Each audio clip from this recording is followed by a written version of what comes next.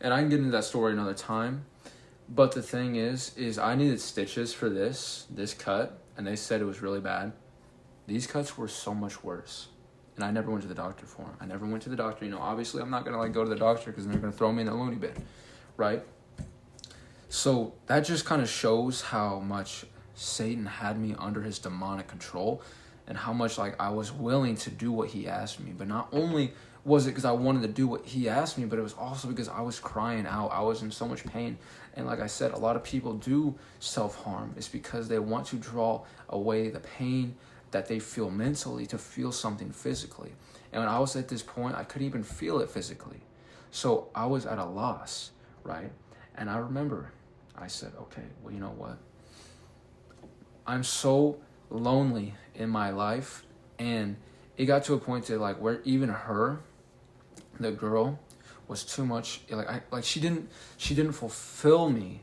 Like I was still so lonely. Like, yeah, she helped. Like she made me like feel like I was with another person, but I was still so lonely, you know, because I was so isolated. She was the only one I hung out with that I actually was going to take my life, right?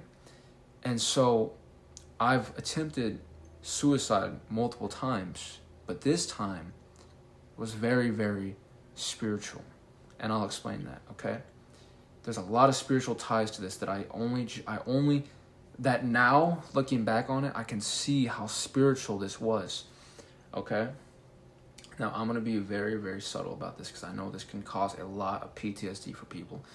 So I just pray for you. I know that PTSD triggers a lot of emotions for you, but I pray in Jesus' name that you can overcome this PTSD in Jesus' mighty name, that it has no hold over you, that it cannot bound you in Jesus' name.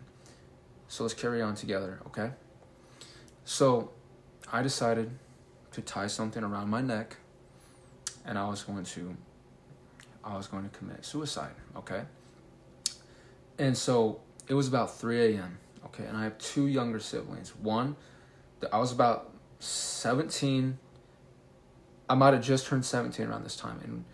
And my youngest sister would have been 4 years old, I believe. 3 to 4 years old. I believe 4. Okay? And I lived in the basement. Okay? Now, obviously basements are scary.